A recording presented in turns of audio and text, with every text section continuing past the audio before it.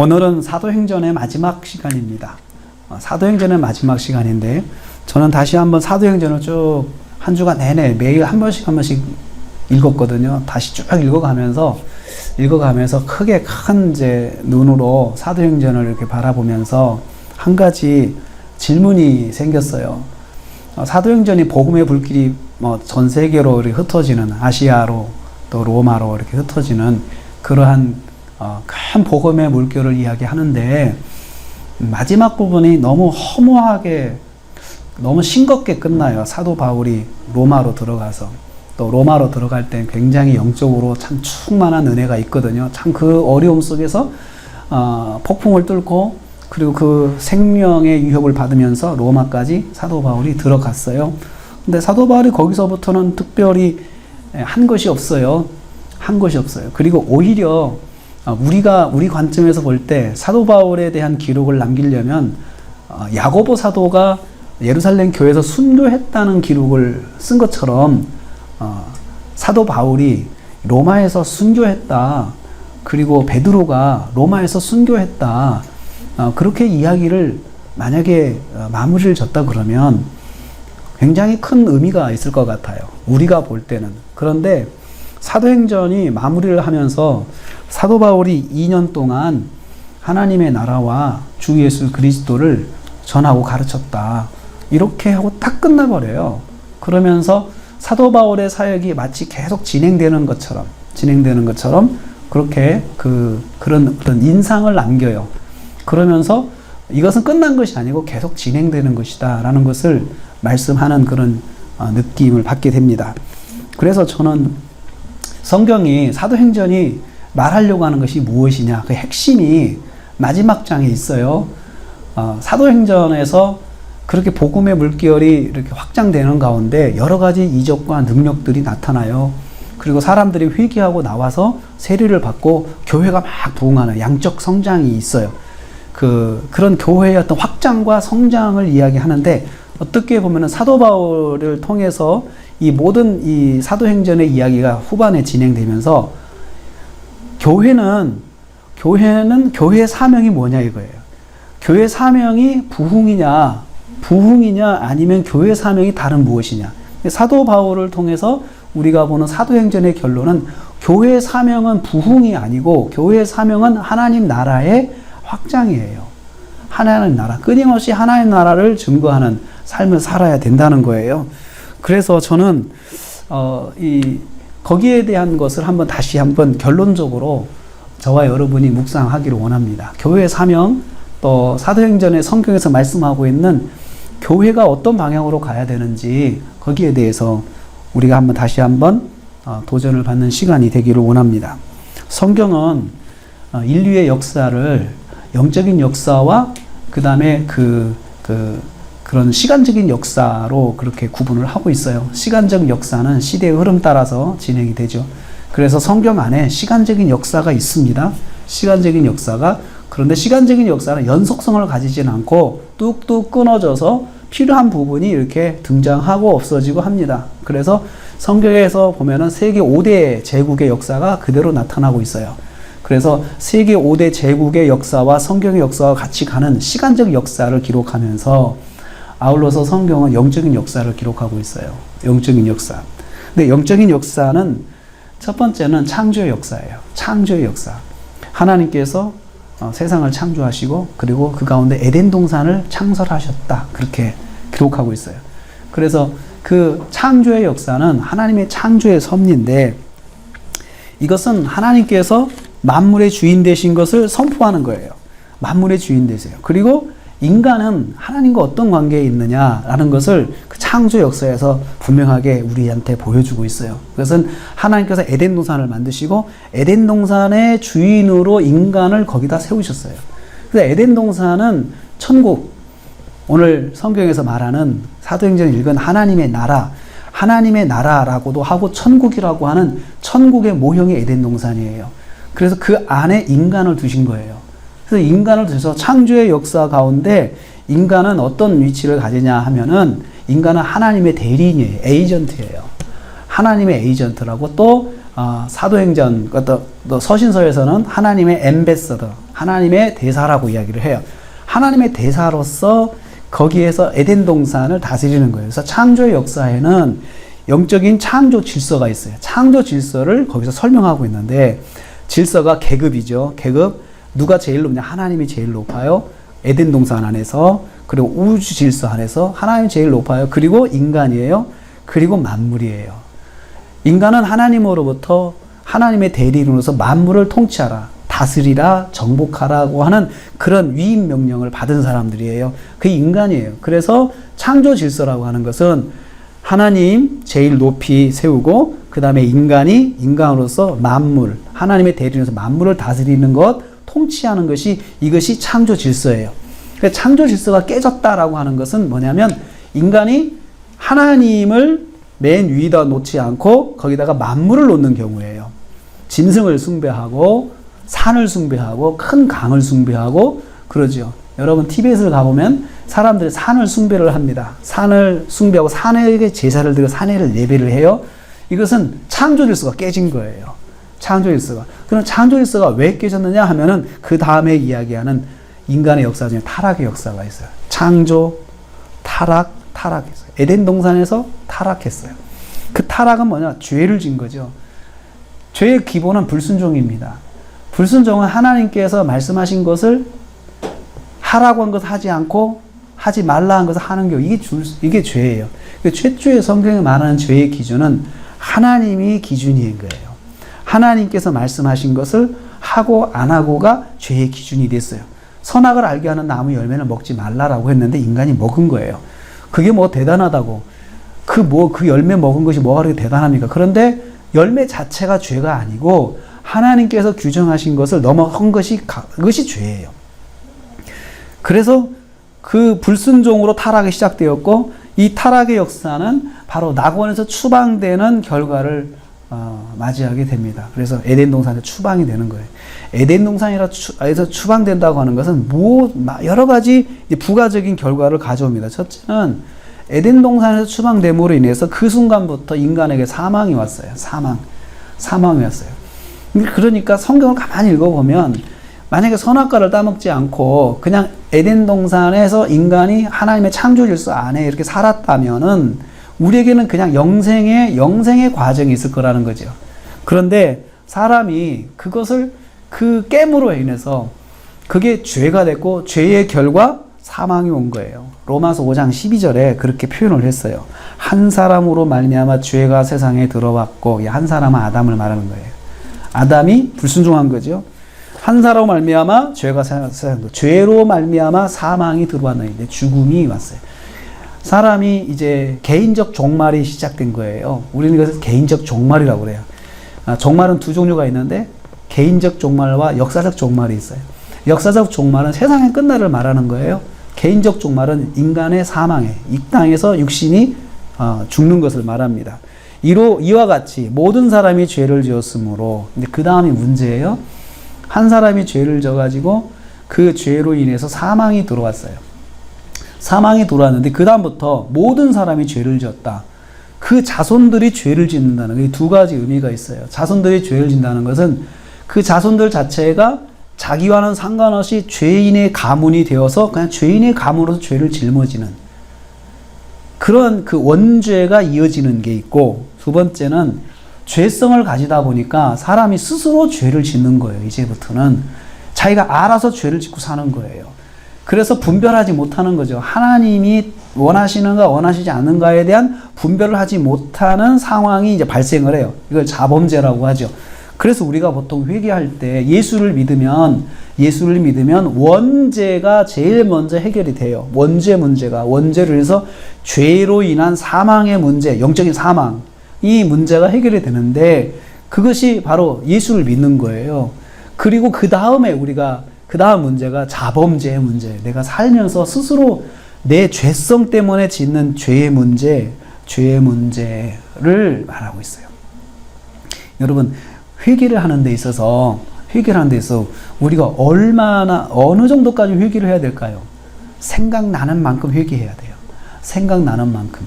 그런데 우리가 예수를 믿으면 성령이 충만하면 생각이 나요. 생각이 납니다. 과거의 죄들이 생각이 나요. 그래서 다 회개를 하는 거예요. 생각나는 것을 다 회개해야 된다는 거죠. 내가 정말 전에는 그런데 죄라고 생각하지 못하는 것들이 하나님 안에서 생각해 보니까 다 죄가 되는 거예요. 나의 미움의 마음, 증오의 마음, 짧은 감정, 증오의 짧은 감정, 깊은 감정, 그리고 또 더 거센 감정까지 다 죄라고 회개를 한 거지. 우리는 보통 얇은 감정이라든지 짧은 감정은 우리는 스치고 지나가는 거기 때문에 생각조차 하지 못하게 되는 거예요. 그런데 어떻든 간에 인간의 죄성으로 인해서 그다음부터는 그러한 죄악들이 우리에게 스스로 우리가 능동적으로 하게 되는 거예요. 근데 그 자범죄는요, 내 의지에 달려 있어요. 자범죄는. 원죄는 내 의지하고는 상관이 없어요. 원죄는 그렇지만 자범죄는 내가 핸들링 할 수 있어요. 왜냐하면 인간이 자유의지를 가지고 있거든요. 자유의지를 가지고 있기 때문에 핸들링 할 수 있는데, 그런데 그것은 내가 아는 만큼 조정이 되는 거예요. 우리가 이것이 죄다라고 생각하면 우리가 컨트롤 할 수 있잖아요. 의지에 따라서. 이것 하면 안 돼. 그리고 내 생각이, 내 양심이 자꾸 이야기를 해요. 그런데 인간이 타락하다 보니까 통제가 한계가 있어요. 통제가 한계예요. 왜냐하면 지식의 한계가 있기 때문에, 아는 것에 한계가 있으니까, 그리고 상식의 한계가 있기 때문에, 양심의 한계가 있기 때문에 자꾸 죄를 짓는 거죠. 이런 인간이 되었습니다. 그래서 사망이 모든 사람에게 이르렀다. 모든 사람이 원죄와 자범죄의 문제에 엉키고 설켜가지고 그 다음부터는 다 사망에 이르게 됐다. 죄의 싹은 사망이라. 하나의 죄는 곧 사망이에요. 그게 심판이에요. 그것을 가지게 되는데, 아담이 겪은 첫 번째 사망은 뭐냐면 하나님과의 단절이었어요. 에덴에서 쫓겨난다. 에덴 쫓겨난 하나님과의 단절을 말하는 거예요. 에덴 동산은 어땠는데? 에덴 동산에서 삶은 하나님과 매일 교제입니다. 하나님이 매일 보시고 대화하고, 또 자연 만물을 인간이 정말 자유의지를 가지고 잘 통치를 하고, 그러한 관계 속에서 하나님과의 관계가 유지가 됐었어요. 그리고 저는 에덴 동산에서의 주일 예배를 한번 생각해봐요. 예배를 드린다. 자, 하나님께 예배를 드린다. 안식일 날 하나님께 예배를 드린다. 예배가 뭐였겠습니까? 도대체 처음에 창조 당시에 아담이 드렸던 하나님께 예배는 뭘까요? 하나님 만나는 거였을 거예요. 하나님을 집중적으로 안식을 아무것도 안 하니까, 주중에는 동물들 관리하고 만물들 관리하고, 또 뭐 이름도 짓고, 새로 발견된 자기가 발견한 식물에 대해서 이름도 짓고 뭐 그랬을 거예요. 이렇게 지내는 일을 하다가도 이 안식일이 되면 all stop. 자기가 주중에 했던 일을 스톱하고 그 다음에 뭘 했을까요? 하나님 만나는 거죠. 하나님 만나서 대화하는 거죠. 대화 중에서 어떤 형태의 대화를 했겠습니까? 주로 하나님의 말씀을 들었을 거예요. 그리고 거기에 대해서 자기 생각을 이야기하고, 내가 깨달은 것도 이야기하고, 이것이 저는 최초 에덴 동산의 예배였을 것이다. 그 생각을 해요. 그리고 한 주간 살면서 자기가 깨달은 것들을 하나님께 고백을 했을 거예요. 하나님, 나 이거 하다가 이거 했는데 이건 뭐예요? 질문도 하고, 저는 이것이 예배였을 것이다 라고 생각을 해요. 그러니까 우리가 인류 역사가 발전하면서 예배가 어떤 예전의 형식으로, 예전의 형식, 의식의 형식으로 되기 이전의 예배는 뭐였냐면 하나님과의 만남이에요. 그래서 이 기본이 지금도 유지가 되는 거예요. 의전이 있더라. 예전의 형식으로 예배를 드린다 하더라도 가장 예배의 기본은 하나님을 만나는 것이에요. 그냥 내가 아무 생각 없이 그 속에 들어갔다 나오는 게 예배가 아니에요. 하나님을 만나고 오는 게 정말 중요한 것이에요. 그래서 예배에서 빠지지 않는 것이 하나님의 말씀이에요. 하나님의 말씀을 선포하는 이유가 하나님과 만나게 연결시켜 주는 거죠. 하나님의 말씀이 이것이야 라고 이야기를 하는 거죠. 둘째로 인간이 에덴 동산 추방되면서 가져온 결과가 뭐냐면, 인간이 이제부터는 죄를 범한 과거가 있는 인간이 되었어요. 과거가 있는, 죄를 범했던 과거가 있는. 그래서 이게 항상 꼬리표 따라다니는, 이걸 저는 원죄라고 이야기를 해요. 원죄. 또 그러면서 이것이 나는 불순종했다. 불순종한 이 인간으로서 자기 꼬리표가 따라다니는 거죠. 그래서 그러다 보니까 또 거기서 끝나는 것이 아니고, 조금 전에 설명한 것처럼 이 부패하게 되니까 인간이 판단에 한계가 생겼어요. 하나님과의 단절이 되니까 자기 생각대로 행동하기 시작하는 거예요. 자기 감정대로 행동하기 시작하는 거예요. 에덴 동산에서는 그래도 하나님과 늘 함께 하니까 그게 통제가 됐었어요. 그런데 인간이 딱 한 번의 범죄로 나갔던 것은, 성경을 가만히 보면 하나님과의 교제보다도 사탄과의 교제를 한 거예요. 그러니까 뱀의 모양으로 뱀 속에 들어와서 뱀과의 그 관계, 교제 가운데 코이노니아 속에서 그 인간이 하나님의 생각을 하지 못하게 하고 자기 생각을 먼저 하게끔 만든 거예요.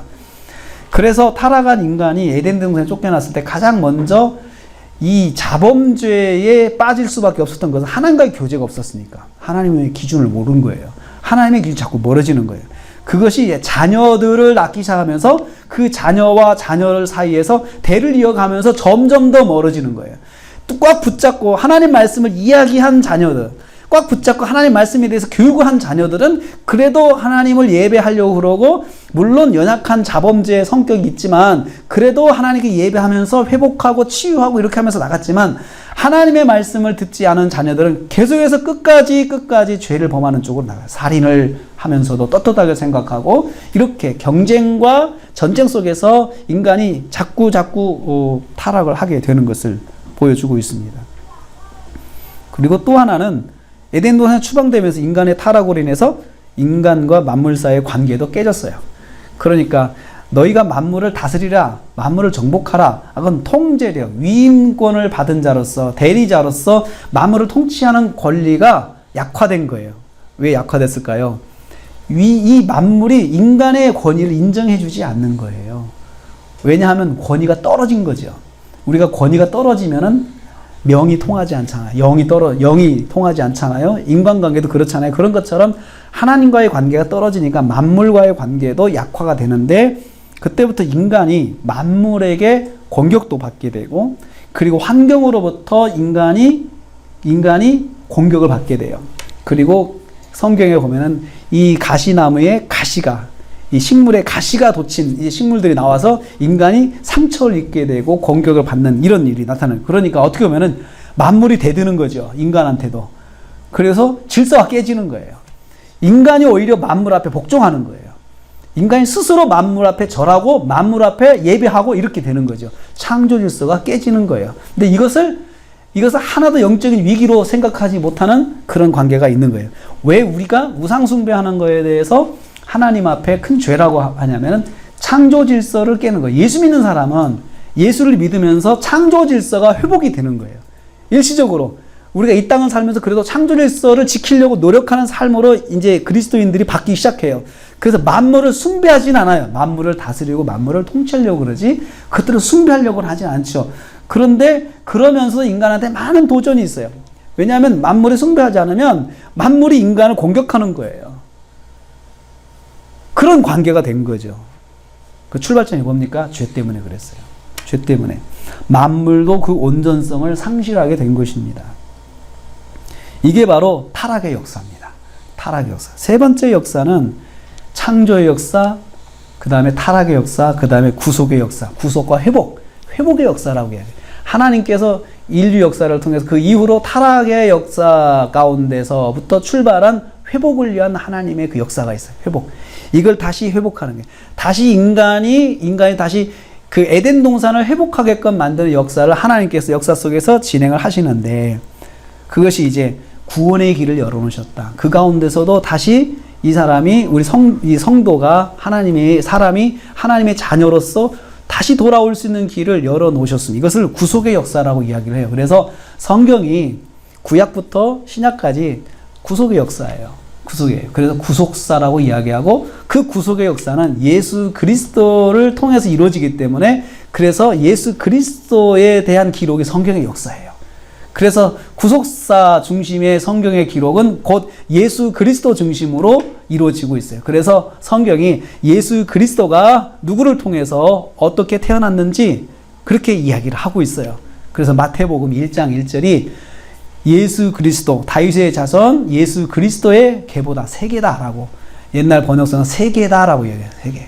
이것은 예수님의 세계다라고 선포하는 이유가 뭐냐면, 지금까지 구약이 예수 그리스도를 통한 회복의 역사를 말하고 있었기 때문에 그렇습니다. 창세기 3장 15절에 그렇게 말하고 있어요. 인간이 처음 타락했을 때 인간을 하나님께 심판하시면서 그렇게 말씀하셨어요. 내가 너로 여자와 원수 되게 하고 내 후손도 여자의 후손과 원수가 되게 하겠다. 그래서 여자의 후손이라고 하는 대명사가 나와요. 여자의 후손이 그분이 바로 구체적으로 신약의 예수 그리스도예요. 그래서 예수 그리스도, 너는 사탄이죠. 사탄이죠. 그리고 여자의 후손은 예수 그리스도. 예수 그리스도를 통해서 구속의 역사가 알려질 것을 거기서 암시하고, 이제 그 여자의 후손이 누구누구를 통해서 이루어지는가 하고, 그것을 성경 그 계보를 사실은 이야기를 하고 있어요. 역사 속에서 면밀하게 보이지 않는 가운데 그 저변에 이제는 이 말씀 속에는 예를 들어서 뭐 사사기 안에는 그 누가 이 안에 들어있는지, 여자의 후손 속에 어느 계보를 통해서 그리스도의 이 줄이 이어가는지를 설명하고, 룻기도 마찬가지예요. 사무엘상 사무엘하, 열왕기상 열왕기하, 어떻게 이스라엘 역사 가운데 그 하나님의 구속의 은혜가 진행되는지, 구속이 진행되는지를 설명을 하고 있습니다. 설명하고 있습니다. 이 여자의 후손을 기다리는 역사가 구속의 역사예요. 구약의 역사고, 구약의 말씀은 바로 여자의 후손을 세상에 오시기까지 기다리는 역사예요. 그래서 아브라함을 택하셨고, 아브라함의 자손을 통해서 이스라엘을 이루시고, 이스라엘 안에 유다 민족을 통해, 유다 지파를 통해서 그 나라를 이루게 하시고, 유다 지파 가운데 다윗의 자손으로 예수 그리스도가 오셨다. 이게 구약의 역사예요. 그런데 예수 그리스도가 오셨을 때 유대인들은 나라의 주권이 없었어요. 하나님의 나라가 이루어지려면, 예수 그리스도를 통해서 하나님의 나라가 이루어지려면 예수 그리스도의 그 주권이 완전히 이루어지는 나라가 있어야 되거든요. 예수 그리스도를 통해서 이루어지는 주권, 통치하는 땅이 있어야 되잖아요. 그런데 이 가나안 땅은, 이스라엘 사는 가나안 땅은 로마의 식민지가 돼서 이스라엘의 주권이었어요. 거기 로마법이 적용이 됐어요. 그리고 또 나중에는 주후 70년에 로마의 티투스 장군이 예루살렘을 정복을 합니다. 그래가지고 예루살렘 성을 완전히 다 무너뜨립니다. 다 성벽 다 무너뜨려요. 그리고 성벽에서 다윗의 탑 하나만 상징적으로 여기에 예루살렘이 있었다라는 것을 보이는 상징적 하나만 딱 남겨놓고 나머지는 다 부셔버립니다. 성전까지 다 부셔버려요. 그리고 그 위에 소금을 뿌려버려요. 소금을 뿌려요. 소금 뿌리는 것은 완전히 이것은 멸망을 상징하는, 소금 뿌려 다 없애고, 고대 사회에서는 그랬어요. 거기를 정복하면 집을 다 부셔버리고, 그리고 그 동네 사람들을 다 흩어버리고 죽이든지 흩어보내든지, 그리고 나서 그 터에다가 소금을 뿌렸어요. 예루살렘이 소금을 뿌렸어요. 로마 군인들에 의해서. 그리고 거기에 있는 유대인들은 다 흩어졌어요. 그 뒤로부터 2000년 동안 유대 민족이 흩어져 살았어요. 그러니까 나라가 없잖아요. 예수님이 오셔서 하나님의 나라를 이루셔야 되는데 통치하는 땅이 없어요. 이것은 뭘 의미하느냐? 하나님의 나라는 땅이 아니에요. 하나님의 나라는 이 땅이 아니라는 거죠. 근데 이스라엘 백성들은 그 땅이라고 생각을 했어요. 그리고 그 땅에 목을 맸어요. 그런데 사실 자기들도 그 땅에서 하나님의 나라를 이루지 못했어요. 근데 예수 그리스도가 오셔가지고 하나님의 나라를 선포하셨고, 그런데 그 땅이 없어졌어요. 그런데 사도들은 계속해서 하나님의 나라를 선포하고 다녔어요. 이율배반이잖아요. 나라를 이룰 수 없는 나라를 선포하는 것이 사도들의 한 일이에요. 그러면 이게 뭐냐 이거죠. 성경에서 말하는 하나님의 나라는 땅의 하나님의 나라가 아니고 예수 그리스도를 믿는 사람들이 이루는 나라를 이야기하는 거예요. 영적인 하나님의 나라를 이야기해요. 그래서 그 사람들이 예수를 믿고, 그리고 하나님의 말씀대로 살아가는 그곳이 곧 하나님의 나라예요. 그래서 땅끝까지 이르러 복음을 전한다고는 그 말씀이 뭐냐면은, 어느 곳을 가든지 간에 하나님이 통치하시는 곳, 이곳이 하나님의 말씀으로 통치를 받는 곳이다라는 것을 그리스도인들이 보여줘야 된다는 거죠. 그것을 그렇게 만들어 가는데 제일 1번 타자가 자기예요. 자기가 그곳에 가서 먼저 하나님 말씀대로 살아가는 거예요. 그래서 그 자기가 하나님의 나라를 이루고 자기 옆에 있는 사람이 또 하나님의 나라로 들어오는 거예요. 하나님의 나라로 들어오는 거죠. 그래서 그 사람도 하나님 말씀대로 살아가는 거죠. 그게 하나님 나라를 이루는 거예요. 그래서 그곳에 작은 에덴 동산이 이루어지는 거예요. 작은 에덴 동산이. 그래서 사도들이 땅끝까지 이르러 복음을 증거하는 일에 목숨을 걸은 거예요. 그들이 처음에는 베드로 사도는 유대인이잖아요. 근데 그는 예루살렘을 벗어나지 못했어요. 처음에는 오해가 있었어요. 그래도 이 땅에서 하나님 나라를 이룬다고 생각한 거예요. 그 베드로조차도, 제자들 중에서 이 베드로조차도, 수제자인 베드로조차도 그래도 이 땅에서 하나님 나라를 이룬다는 생각 벗어나지 못해서 유대인들 외에는 복음을 듣지 못한다고 생각을 했어요. 갈등 가운데 있었어요. 그래서 하나님께서 그 고넬료의 가정에 베드로를 보내셔가지고 눈을 열어주셨어요. 아, 하나님께서 이방인을 통해서도 하나님 나라를 이룬다. 그러면 이방인들이 여기를 와야 되나? 이스라엘 와야 되나? 그렇게 생각을 했죠. 그런데 그게 아니었어요. 그게 이제 올 수 있는 선을 넘어간 거예요. 사람들이 워낙 멀리서부터 예수를 믿기 시작하니까. 그래서 이탈리아에서, 로마에서 예수를 믿죠. 그리고 아시아에서 예수를 믿죠. 아프리카에서 예수를 믿죠. 그러니까 이 예루살렘으로 오는 게 쉽지가 않은 거예요. 그래서 처음에는 사람들이 6월절이 되면 예루살렘으로 왔어요. 교회인들도, 성도들도 예루살렘으로 왔어요. 그런데 워낙에 멀리 흩어져 살다 보니까 예루살렘에 오지 않는 것이 이제는 당연하게 자리를 잡았어요. 그런데 그들의 마음을 그렇게 안정시켰던 것은 복음의 핵심이에요. 복음의 핵심은 예수 그리스도를 믿음으로 그곳을 하나님의 나라를 이루는 거예요. 하나님의 나라를 이루는 거예요. 이스라엘 백성은 2000년 동안 유리하는 백성이 되어가지고 이제 그들은 민족이 없어져, 민족만 남아있지 나라도 법도 다 없어졌어요. 그런데 마태복음 1장 1절에서 예수님께서 이제 오심으로 해서 하나님의 나라가 시작됐다라고 선포하고 있고, 그리고 예수님께서 사역을 시작하실 때에 하나님의 나라를 선포하셨어요. 하나님의 나라. 그리고 예수님께서 승천하시면서 하나님의 나라를 전하라고 부탁을 하신 거예요. 제자들에게. 그래서 제자들이 그것에 목숨을 걸은 거예요. 하나님의 나라를. 처음에는 오해가 있었지만 사람이란 건 그럴 수밖에 없잖아요. 사람은 실수할 수 있어요. 우리가 예수를 믿어도 우리도 온전하진 못해요. 예수 믿는 순간부터 우리가 온전한 믿음을 갖진 못해요. 믿음이 자라면서 조금 이제 믿음이 자라면서 온전하게 세워지는 거죠. 그래도 하나님께서는 그들을 사용하셨어요. 그들을 통해서 복음이 증거되게 하셨어요. 그러면서 예수님께서 회개하라, 천국이 가까웠다 라고 마태복음 4장 17절에 처음 복음 전하는 목소리가 그거였어요. 천국이 가까웠다. 하나님의 나라가 가까웠으니까 하나님의 나라에 들어오기 위해서 회개해야 된다. 그 말이에요. 하나님의 나라의 백성의 조건은 회개예요. 무엇을 회개하는 거죠? 하나님을 몰랐던 걸 회개하는 거예요. 자기가 하나님 말씀대로 살지 않았던 걸 회개하는 거예요. 하나님을 몰라서 하나님의 법대로 살지 못한 것에 대해서 회개하라는 거죠. 그러면 그 사람은 하나님 나라에 들어올 수가 있다는 거죠. 다른 거 없습니다. 그래서 이 말씀을 전파하시면서 이때부터 말세가 시작이 돼요. 성경은 말세를 그때부터 봐요. 예수님이 오셔서 말씀을 전하실 때부터 예수님이 재림하실 때까지는 말세라고 봐요. 길게. 말세 기간이라고 보고, 말세의 시작은 예수님이 오셔서 시작되고 말세의 완성은 예수님의 재림으로 시작되는 거예요. 그래서 요한계시록이 예수님이 재림하면서 새 하늘과 새 땅이 온다. 새 하늘과, 이전의 하늘도 없어지고 그리고 이전의 바다도 다 없어지고 새 하늘과 새 땅, 그러니까 이 땅이 아니죠. 그것을 말씀을 하셨어요. 그런데 종말은 바로 하나님의 나라가 이루어지는 때를 말하는데, 하나님의 나라를 이 땅에 살면서 우리가 조금씩 하나님 나라를 이루어가는 것을 말해요. 그럼 왜 이루어가야 되냐? 마치 에덴 동산을 경험해야 된다는 거죠. 지난주에도 말씀드린 것처럼 우리가 갑자기 하나님 나라 천국에 가자 그러면 천국 가는 거 두렵습니다.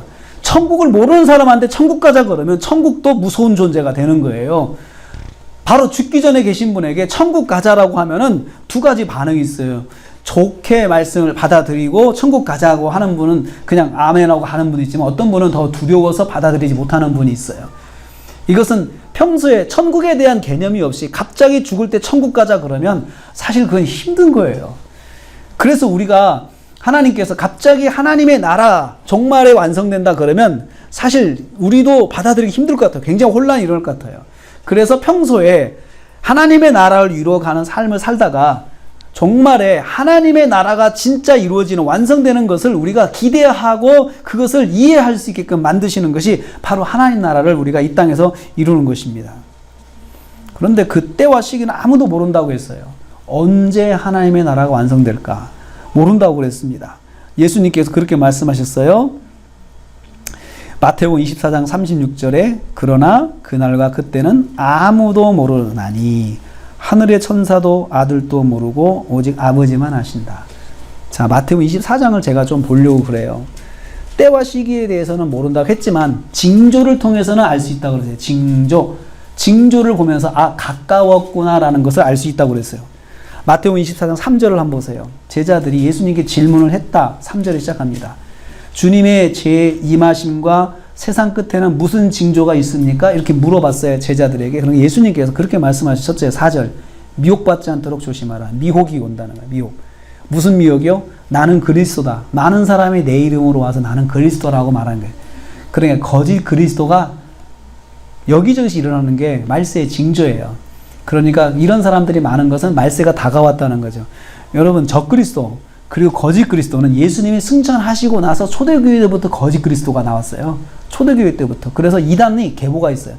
이단도 역사적 계보가 있습니다. 이단들이 뭐 이만희가 자기가 하나님이다, 자기가 성령이다, 자기가 보혜사다 하는 것은 이만희만 한 것이 아니에요.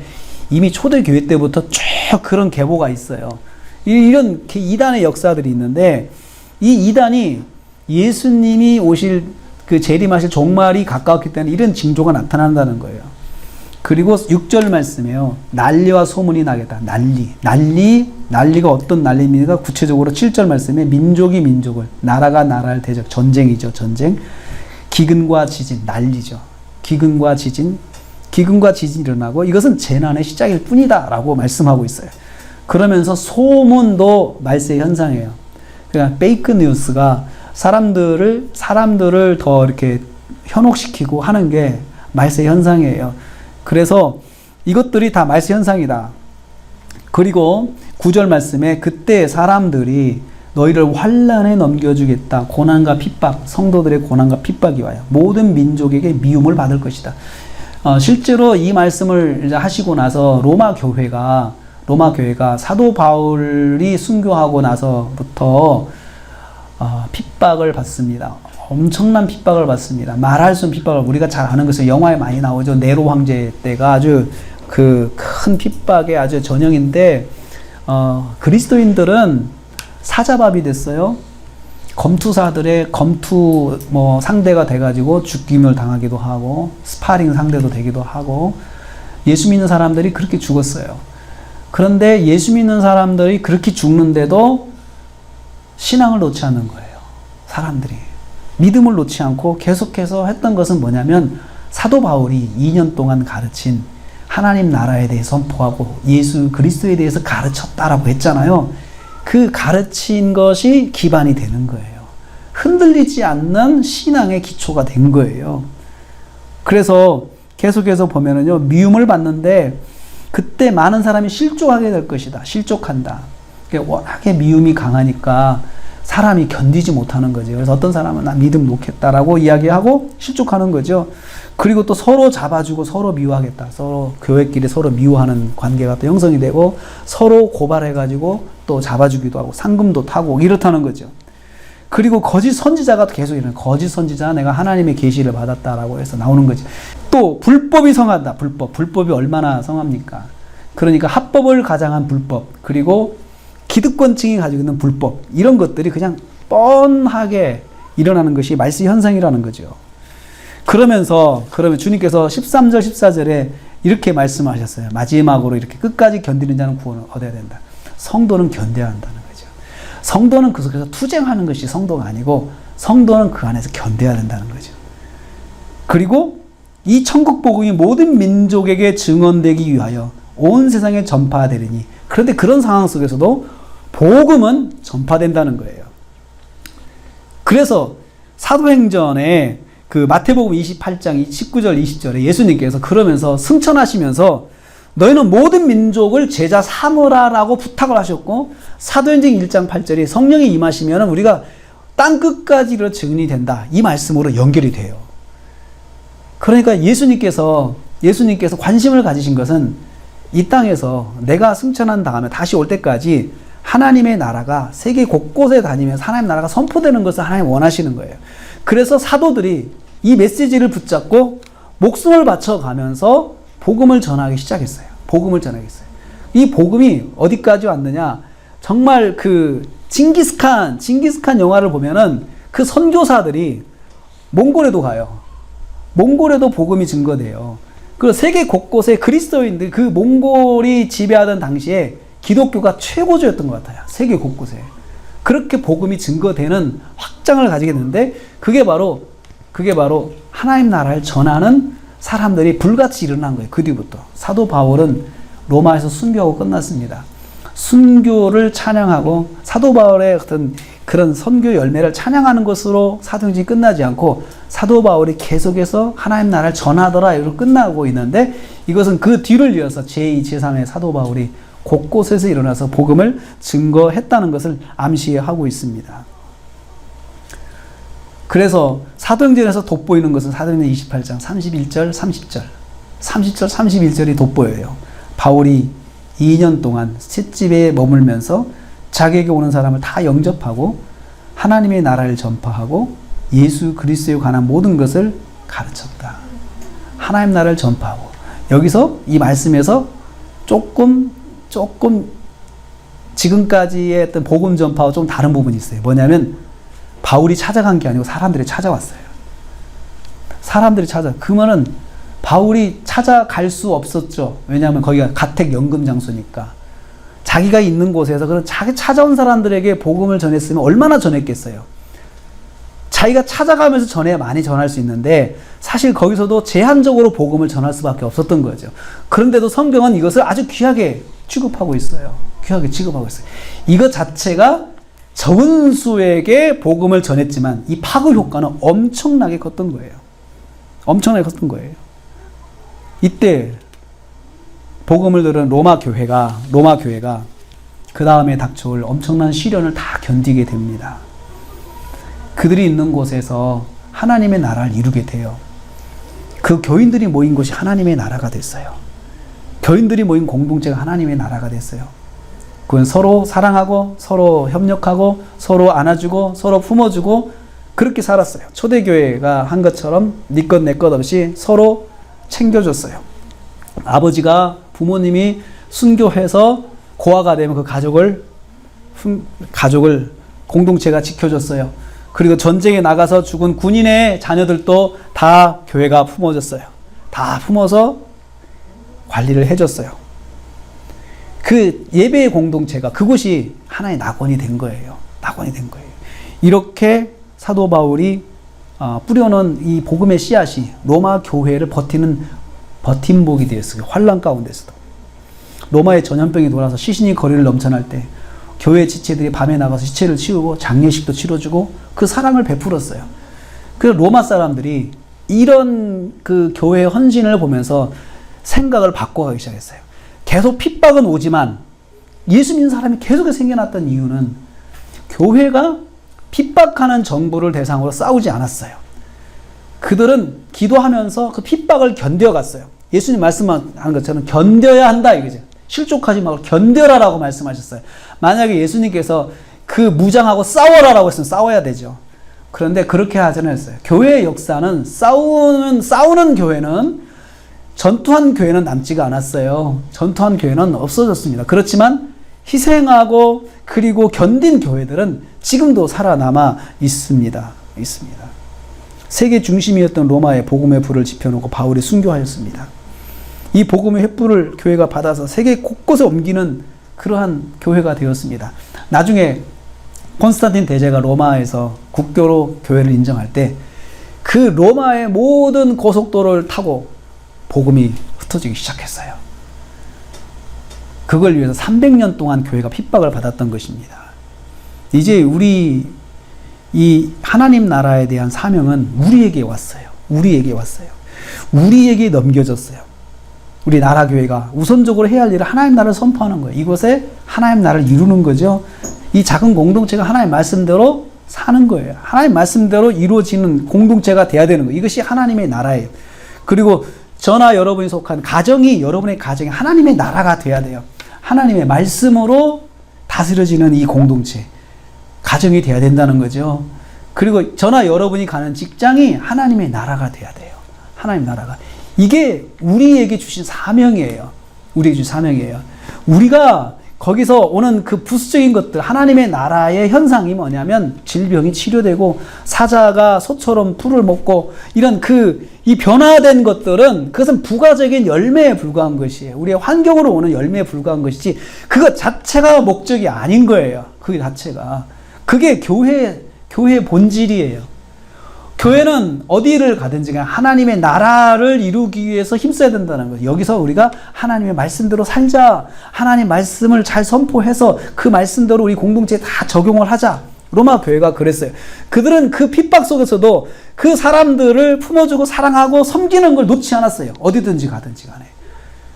핍박이 심해서 카타콤 지하 무덤에 숨어 살면서도 그들은 거기서도 사랑을 실천했고 거기서도 로마 사람들을 품어줬고 그랬어요. 그러니까 교회사를 보면은 역사를 보면은 로마의 시민들이 멀쩡한 사람들이 카타콤으로 이사를 오는 거예요. 사람들이 카타콤으로 이사를 오는 거예요. 왜요? 같이 살고 싶어서. 저 예수 믿는 사람들하고 같이 살고 싶어서 멀쩡한 집을 놔도 카타콤으로 들어오는 거예요. 이 사람들이. 무엇을 말합니까?